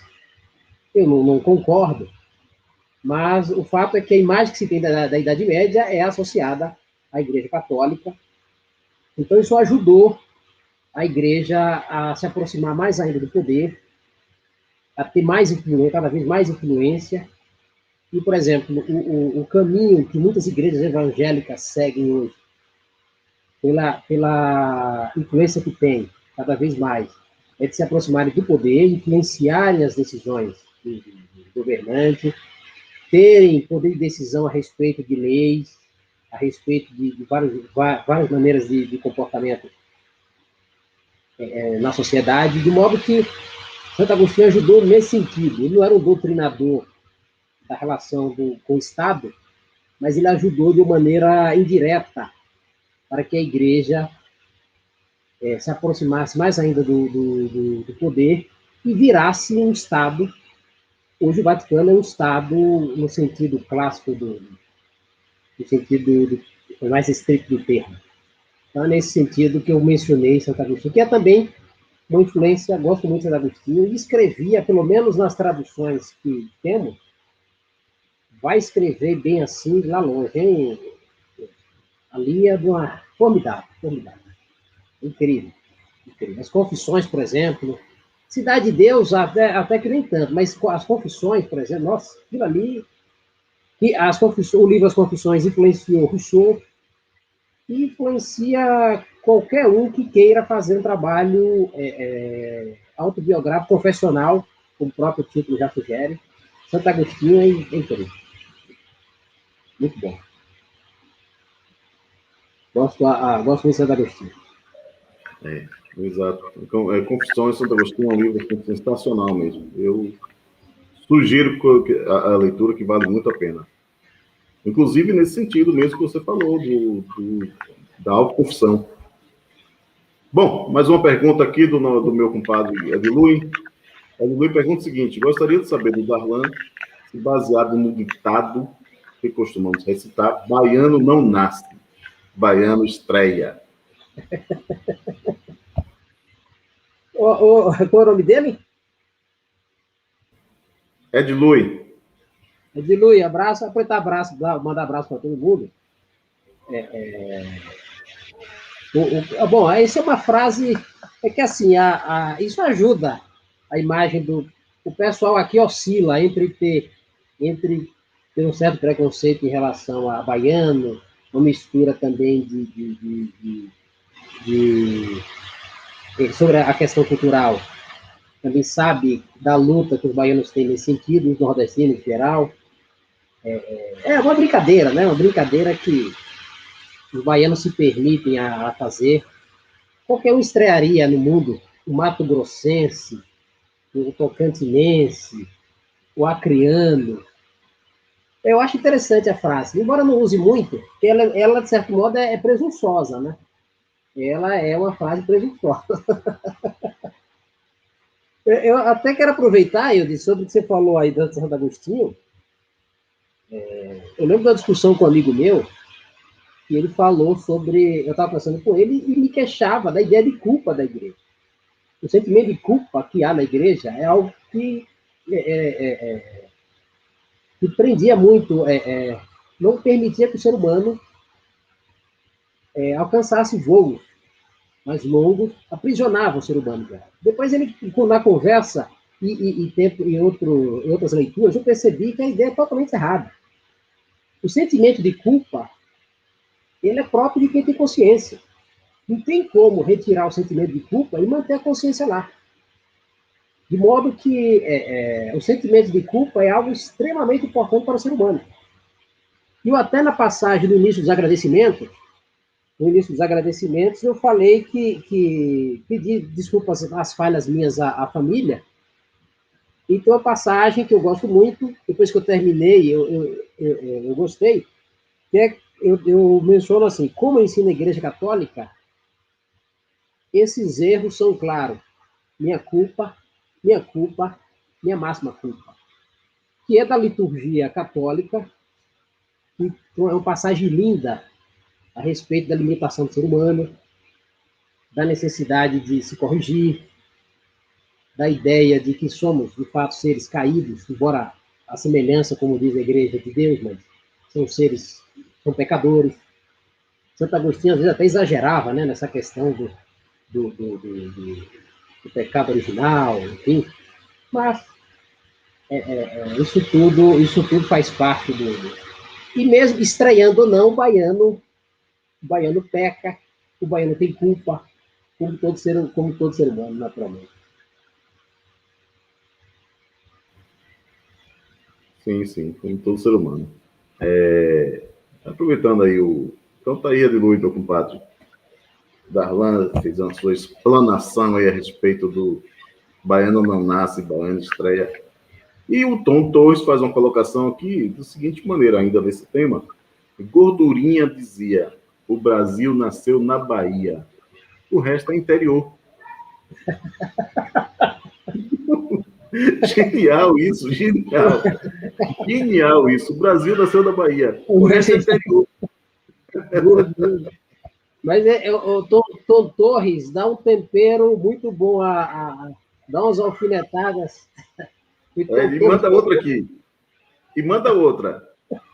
Eis que eu, Tonho de Irineu, vos digo: o mineiro é um baiano cansado, o paulista é um baiano apressado, o carioca é um baiano que não deu certo. É por aí. É por aí, é por aí, é por aí. Obrigado, Tom. Obrigado, Tom. E falando em Tom, tem um aviso aqui, lá do nosso Biblioteca do Paiaiá, do nosso querido Geraldo Prado. Avise aí que dia 13 estaremos numa live com Antônio Torres, pela Biblioteca do Paiaiá. Décio Torres, Marcelo Torres, Antônio Torres e Tom Torres, e um outro, e ele não se lembra quem é. Mas será aí, dia 13 de setembro, inclusive é o aniversário de Antônio Torres. Estarão todos numa live lá com o pessoal, o Geraldo Prado, o Arivaldo Prado, lá da Biblioteca do Paiaiá. Sim. Isso é uma maravilha. Todos nós na audiência, assistindo. Dia 13, né? 13 de setembro. E dia 14 estarei com Carlos Silvio, na Conectados do Paiaiá. Que é também do Paiaiá. Carlos Silvio, que mora em São Paulo também, assim como o Darlan. Conterrâneos, inclusive. E falando em Paiaiá, temos uma pergunta aqui do Tonho do Paiaiá. Tonho do Paiaiá pergunta: Darlan, você que viveu dentro da política do interior, por via do seu pai, vendo ganhar e perder, já foi tentado a escrever sobre esse tema, sob o prisma histórico, filosófico e sociológico? A pergunta de Tonho levanta meu moral, né? Que para fazer uma análise histórica, filosófica, sociológica, ele já pressupõe que eu seja capaz. Amigo, levanta a bola. Se não fizer o gol, né, Elvio? Aí é a ruindade do jogador. O querido Tonho do Paiaiá, Antônio Mário, eu penso em fazer algo nesse sentido, mas assim, qual a ideia de um texto assim, que é a ideia que permeia o livro, A Folha de Papéis Espalhados? É partir de um tema local, um tema específico, e ir galgando níveis com tendências mais universais, de modo que o leitor se identifique nesse sentido. E, por exemplo, quando eu fiz o texto O Moralista Amoral e Pragmático, sobre Enéas Carneiro, eu parti de um fato bem localizado, bem específico, para falar da questão da moral na política. Aí enveredei pela questão do PT, PSDB e outros figurões, de modo que eu faria algo nesse sentido, partir de algo algo específico, e entraria, por exemplo, nos meandros da política nacional, talvez indo para a época colonial, e naturalmente isso exige uma pesquisa, uma checagem muito grande, e eu fiz algo nesse sentido a respeito da política, quando eu analisei alguns textos aqui sobre a relação entre a questão a pessoa está no poder e a relação disso com a coisa pública. Tem a coisa pública e a coisa privada. E a mistura disso, eu mencionei essa confusão que há no Brasil em alguns textos aqui do livro, e eu aproveitei o mote de uma pergunta do meu irmão, que estava pretendendo ser vereador na época, que eu escrevi o texto da política como ideia. E aí eu entrei nesses aspectos, não históricos, mas filosóficos, mas pretendo um dia analisar esse prisma, partindo de uma questão local e tentando galgar um aspecto mais universal. Perfeito. Tenho certeza que será uma obra bacana, genial. Obrigado. Ainda sobre a brincadeira aí do São Paulo, brincadeira não, né? É verdade. A brincadeira de Adiluz sobre o que nós fizemos aqui sobre o Baiano Baiano Estreia, Tom Torres, o Raimundo Torres, o outro Torres. faz uma colocação aqui séria, importante, que ele diz aqui. Morei um tempo em São Paulo, nos anos 70, e eu via muito esse preconceito de perto. Foi chamado de Paraíba. Não que eu tenha alguma coisa contra o paraibano, claro que não. Mas era uma situação preconceituosa. E eu vou muito a São Paulo, eu gosto muito de São Paulo, vou muito a São Paulo e já sofri esse tipo de brincadeirinha assim. Às vezes é uma brincadeirinha de amigo, mas que tem um fundo de verdade, essa coisa, isso é verdade mesmo. E há muito preconceito mesmo.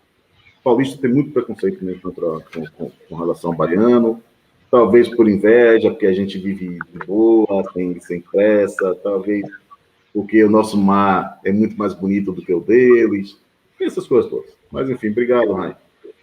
Luciana Oliveira, vai, boa noite, minha amiguinha, minha malinha. Eu só fazer uma observação, viu, Edson? O preconceito ainda tem, e preconceito é algo que não dá para erradicar o ser humano, não tem como. O ser humano usa muitas vezes o preconceito como autodefesa, como maneiras até de confortar o ego. Isso nunca vai acabar no ser humano. Mas, assim, o que eu tenho a dizer é que diminuiu o preconceito. Eu lembro um primo meu, que morou aqui nos anos 60, acho que 70 também, e ele me disse, olha, o preconceito aqui diminuiu muito por causa de músicos como Caetano Veloso, Gilberto Gil, Raul Seixas. Eu lembro que eu tinha uma chefe aqui, que era de uma família tradicional de São Paulo, que gostava muito de mim, justamente porque eu era baiano, eu era da mesma terra de Caetano Veloso. Então, e aí estava seguindo. Uma coisa interessante que eu já vi é que tem esse preconceito, mas eu já vi muitas mulheres falarem que os baianos são maravilhosos na cama. Aí fica assim. aí fica uma mistura de preconceito econômico com o autoelogio sexual. Aí compensa, né? É uma mistura entre. Eu acho que misturando essas por na balança, eu acho que o baiano fica no lucro. Fica sim, fica, com certeza. Com certeza. Edmundo mandou aqui uma mensagem aqui no Zap para mim, falando o seguinte, que ele fez essa pergunta porque o site Guarulhos Hoje publicou um artigo seu lhe chamando de guarulhense. Sim, sim. E aí ele pergunta se você se incomodou em ser você, baiano, natubense, melanciense, ser chamado de guarulhense. Não. Eu vim morar em Guarulhos. E uma cidade, inclusive, que tem muita semelhança com Feira de Santana, por exemplo. Sim, conheço Guarulhos. Guarulhos é porta de entrada, porta de saída para quem vai para a Europa, Estados Unidos. Tem o aeroporto internacional de Guarulhos, que abraça todo mundo. Então, essa referência aí, quem foi que comentou? Edmundo. Essa referência aí foi porque quando eu mandei eu não sei quem mandou um release lá, um press release lá para o jornal, aí me associou a Guarulhos. Não chegou a pesquisar de onde ele é, tá? Como era uma matéria rápida, a pessoa me mencionou como guarulhense, mas não. E não vi nenhum preconceito nisso. Foi uma matéria rápida a respeito do livro.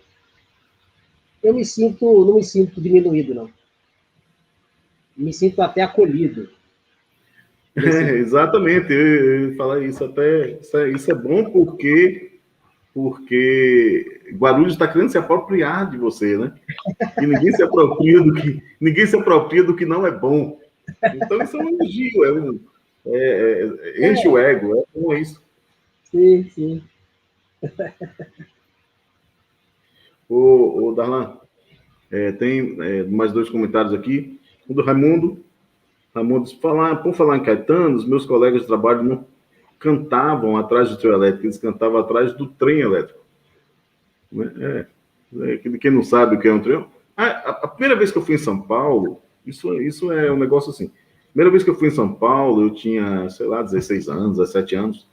E aí as pessoas me perguntavam como é essa história que tem um caminhão que sai nas ruas e o povo sai pulando atrás? E aí, para eu descrever o que era um trio elétrico, meu filho, foi difícil. Hoje todo mundo sabe o que é um trio elétrico, mas há 30 anos aí era difícil. Quero mandar um abraço aqui também para o meu amigo poeta Isaac Costa, do Pedrão, um jovem poeta, educadíssimo, meu amigo. Forte abraço, queridão. Eudes, eu quero lembrar uma história antes que eu esqueça. Eu tenho uma colega de trabalho, e era uma mulher muito bonita, e eu até tinha interesse na moça. Eu achava bonita, mas assim, eu ficava à distância e tal, e ela detestava baiano, ela detestava. Mas é um caso raro. Outros adoravam. Eu não vi grandes problemas em relação a isso. Nos anos 60, 70, a coisa podia ser feia. Mas, para mim, eu cheguei em 2003, não havia essa... Eu não sofri em relação a isso. Mas ela tinha uma característica, que é o seguinte, ela adorava a banda Mamonas Assassinas. Ela tinha quase uma veneração. Isso aí ela não tinha saído direito da adolescência, era muito nova, tal. Ela adorava Mamonas Assassinas. Aí um belo dia, por maldade, minha culpa, minha máxima culpa. Minha máxima culpa. Por maldade, na conversa que tínhamos, já sabia de que ela não gostava de baiano, então, por maldade, eu fui dizer que Dinho, o vocalista da banda, era baiano. Meu amigo, a mulher quase infartou. A mulher quase teve um ataque ali. Imagine um sonho de adolescência desmoronando assim, ó. Mas foi maldade minha, foi maldade. Ela sobreviveu ao susto. Quer dizer, ela adorava baiano sem saber. Sem saber, né? E Dinho ainda tem uma frase na música dele, que é assim, baiano fala oxente, come vatapá. Exatamente, tem. Tonho do Paiá, ainda sobre esse tema, Tonho do Paiá fala aqui, e bem de ver que sofríamos preconceito dentro da própria Bahia. Sobre isso, publiquei uma crônica no meu blog com o título Sou do Paiá, no Sori, e você? E é uma crônica bacana, eu li essa crônica do Tonho. Eu conheço também, bacana mesmo. Vamos lá, meu amigo. Qualquer autor, todas as perguntas que eu estou te fazendo estão extraídas no próprio livro, eu estou tirando aqui do próprio livro. Tá certo. Qualquer autor, dependendo de seus mecanismos de criação, faz ou deixa de fazer uso amplo da própria experiência em sua obra? E não tem como desprender de si mesmo e fazer um livro fora da própria experiência, fora até dos próprios preconceitos. Até teve uma discussão recente sobre Monteiro Lobato, se era preconceituoso ou não. A filha falou que ia reescrever uma parte do livro. Então, não tem como. Porque, assim, o livro, por mais que a pessoa fuja de determinadas ideias, só o fato de ter fugido já denota um parâmetro para escrever determinadas coisas. Então, não tem como escapar.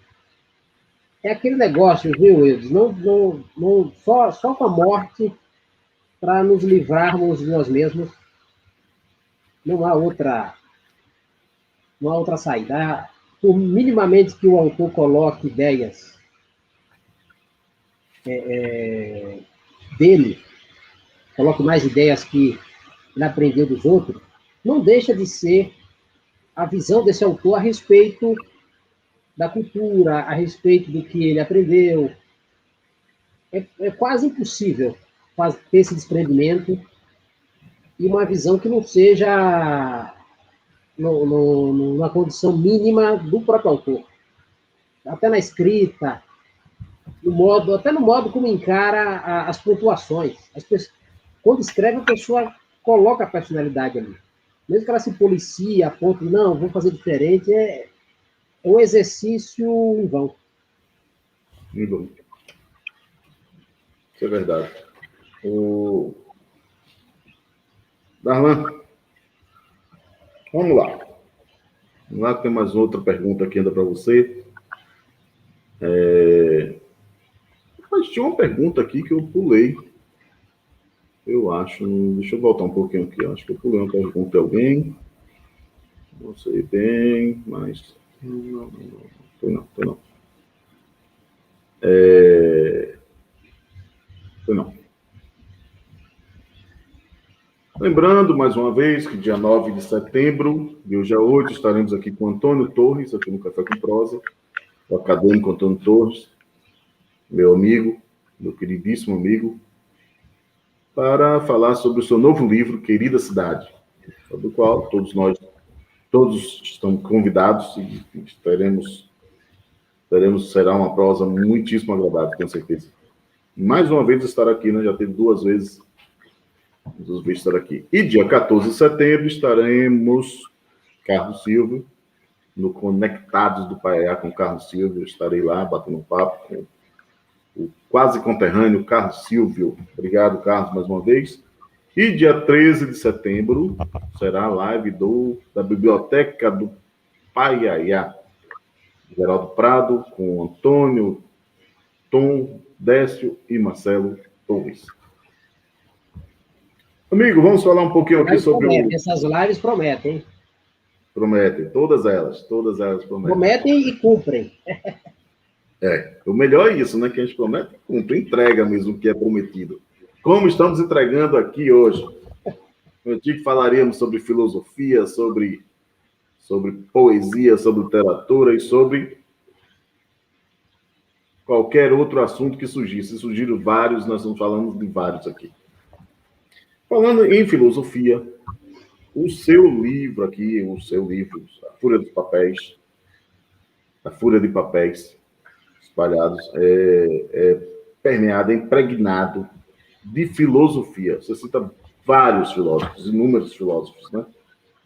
Uhum. E me fale para nós todos, né? Não só para mim, para nós todos. Como diz um amigo meu, apresentador de rádio aqui, cá para nós, qual a sua relação com a filosofia? Como diz um amigo meu também, venha cá e fique lá. Venha cá e fique lá.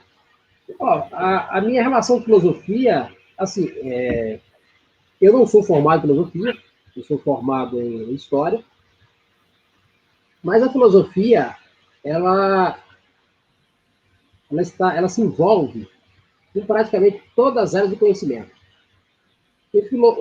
Assim como tudo tem linguagem, onde tem linguagem tem filosofia. Assim como onde tem linguagem tem poesia. Não é à toa que muitos filósofos caem no mundo da poesia. O próprio Nietzsche, por exemplo, que se envolveu um pouco nessa questão do platonismo.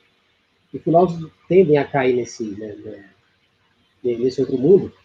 E aí eu sempre gostei de filosofia, mas aquela reverência, aquele distanciamento muito respeitoso, algo que inibia muito, me inibia bastante. De modo que, quando eu fui lendo, eu fui percebendo que era um mundo que muitos filósofos prejudicam a discussão, tornam o assunto turvo. E outros não, outros deixam o tema muito mais agradável, muito mais palatável. E foi por meio dos autores que tornaram o assunto palatável que eu fui enveredando mais e mais. Até eu citei antes a paixão que eu tive, retomei a paixão pela língua. Foi justamente por um autor que tornava o assunto bem agradável, e retirava todo aquele viés o ranço, deixava o tema como se somente aqueles, os doutores, os acadêmicos, conseguiam destrinchar. E esse autor foi, no caso da língua portuguesa, Luiz Antônio Sacon, que é um gramático e dicionarista dos melhores. E, no caso da filosofia, autores como o próprio Sartre, Platão, Aristóteles, já não tem uma linguagem tão fácil, mas é um autor também agradável. Platão é mais apaixonante porque ele parece que faz, na hora de escrever, pelo menos nas traduções, parece que faz uma bruxaria ao mesmo tempo, que envolve o leitor. E por meio do Sócrates, é muito difícil alguém ler um banquete de Platão e sair ileso daquilo. Muito difícil. Então, a poesia foi me encantando mais e mais nesse sentido. Me aproximei do núcleo de estudos filosóficos da Universidade Estadual de Feira de Santana. Na época, o professor Nilo Reis se comandava. Montamos o jornal acadêmico na época. Fui enveredando por esse mundo, lendo bastante. E é algo que quem gosta de conhecimento, do mundo, do fascinante mundo de conhecimento, naturalmente vai se encantar por filosofia. Isso aí são vasos comunicantes que não tem como escapar disso. Agora, tem autores que prejudicam a discussão, a meu ver. Tem autores que deixam o tema mais chato. E isso afasta leitores, claro. Afasta leitores, dá um viés muito pedante.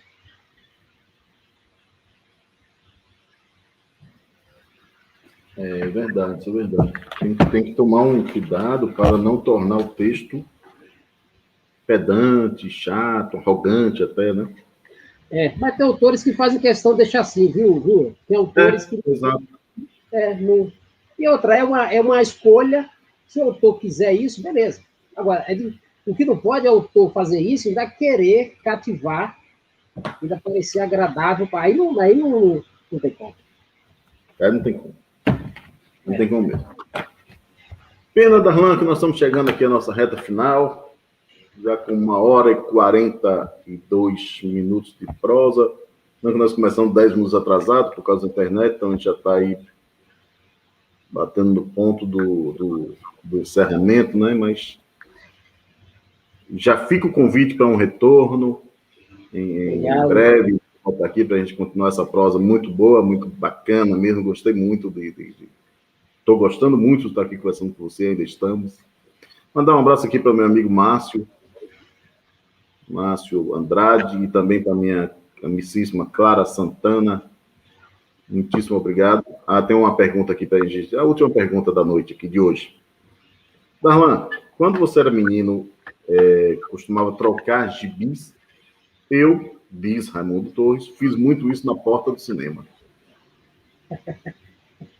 Interessante, na porta do cinema. Eu troquei gibi já.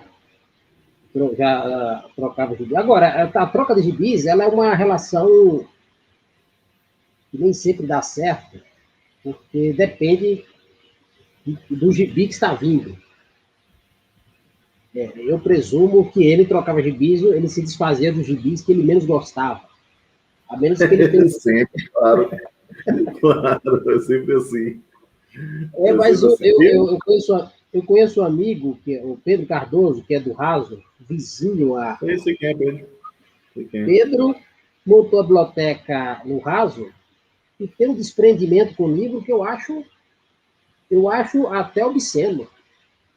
Porque ele compra determinadas obras, a primeira reação de quem compra livro, a minha, por exemplo, é ficar com o livro. É um negócio mesquinho, mas nele não. Ele compra e manda. Então, eu não sei qual o nível de desprendimento do rapaz, mas eu trocava, mas tinha um crivo muito rigoroso, a me livrar dos gibis. E usando o raciocínio de que quem vai repassar os gibis para mim pensa assim também, aí nós caímos numa questão filosófica, que até analisada por aquele matemático lá, John Nash, se eu não me engano, da teoria do jogo, em que duas pessoas estavam presas ele imaginou uma hipótese: duas pessoas presas iam fazer, as duas iam contar a verdade, e aí uma pensava, bom, se ele contar a verdade, eu vou me estrepar aqui. Se eu não falar, ele pode falar, eu me estrepo mais. Aí fica essa relação assim conflituosa. Então, imagina, você vê que é um tema bobo que cabe a discussão filosófica também. O cara que vai oferecer o gibi vai oferecer o que ele não gosta tanto, torcer para que o gosto dele não seja bom o suficiente, para que o mau gosto dele seja bom gosto para mim, e assim vai a vida. Mas eu não fazia tanta troca de gibis. Mas quando fazia, eu presumo que o conflito se instalava. Era assim mesmo, era assim mesmo. Era assim mesmo. E você falou um negócio aí sobre os livros. Eu sou assim, eu tenho muito amor aos meus livros, amor mesmo aos meus livros. E digo isso a minhas filhas: os livros devem ser amados. Amados. Tem que ter uma relação de amor com os livros, de cuidado. Eu cuido, eu admiro meus livros na estante. Eu sento na poltrona aqui no sofá aqui da sala de minha casa aqui e fico olhando os livros. E eu gosto da companhia deles. Às vezes à noite eu sou insônia, assim, por natureza mesmo, né? Eu gosto muito de ler à noite. E eu sento na poltrona aqui de casa, então deito na rede e fico olhando para os livros. Eu tenho uma companhia dos livros enquanto eu estou lendo um outro. E eu acho genial, assim, eu gosto muito disso, né, dessa relação. Gente, o programa Café com Prosa de hoje é dedicado a Malu Lima, minha caçulinha, minha Didida, que está fazendo, acabou de chegar aqui, que está fazendo 3 anos hoje, aniversário dela hoje. Queridão, vem cá, venha, para todo mundo ver você, vem cá. Vem cá. Aqui, vem. Aqui para todo mundo ver. Tá, vai botar água aqui para mim. Gente, muito obrigado pela companhia de todos vocês. Ter todos vocês aqui. Tá cheio, Vitor, tá cheio. É a Índia, né? A Índia, né, eu? Vem cá, vem aqui. Sai, não quer ver ninguém, não. Muito obrigado, minha gente, pela companhia de todos vocês nessa noite agradabilíssima aqui com Darlan Zurk. Darlan, que é historiador, escritor, autor deste livro aqui delicioso. Gostei muitíssimo de ter lido esse livro. Tanto gostei que fiz o programa todo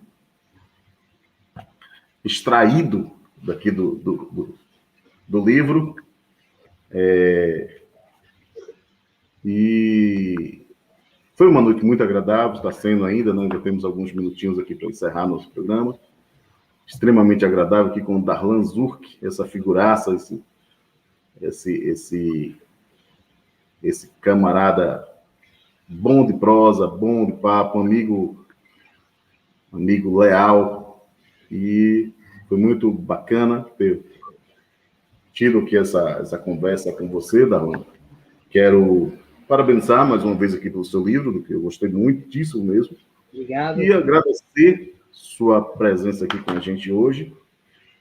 Lhe dizer que as portas estão abertas, você pode voltar quando quiser. Espero que seja em breve, a gente possa continuar essa conversa aqui, falando sobre poesia, sobre filosofia, sobre o que você quiser falar, sobre o que o público quiser falar aqui. Quem manda aqui é o público que pergunta e a gente responde. O público... Muito obrigado a todas as pessoas lindas, maravilhosas que nos acompanham mais uma noite aqui no nosso Café com Prosa. Muitíssimo obrigado. Até a próxima quinta, dia 9 de setembro, com Antônio Torres e o Querida Cidade. E, Darlan, com você, suas considerações finais.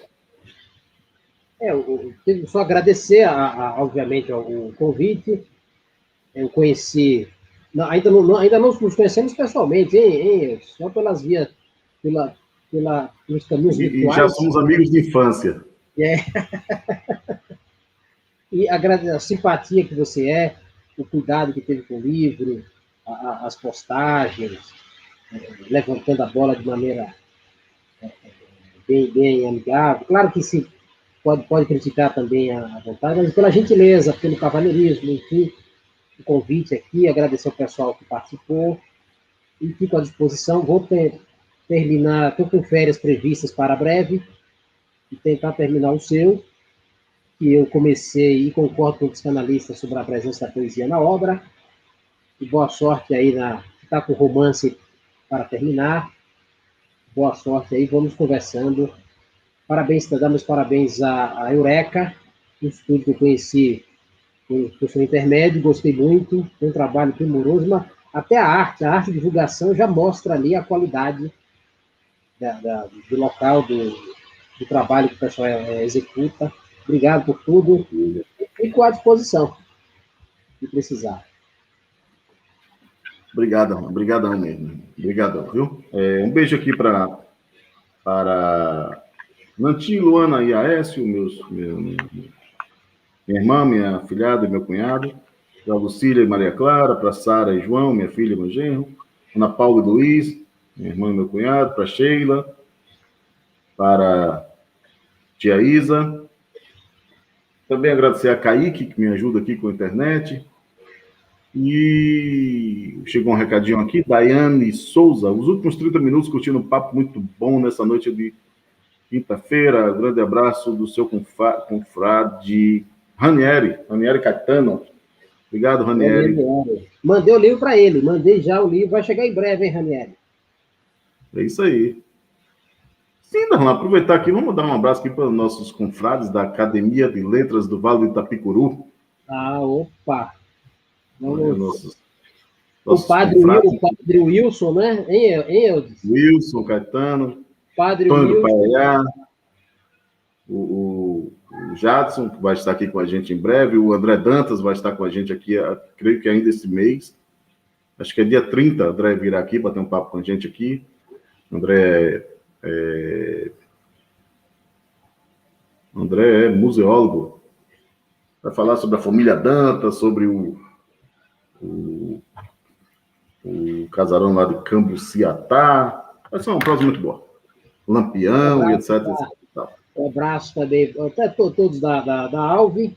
E o que não participa tanto, que é o José Erenilson também. O José Erenilson é integrante. Tem também o pessoal participou da última live, em que nós tentamos finalizar o estatuto.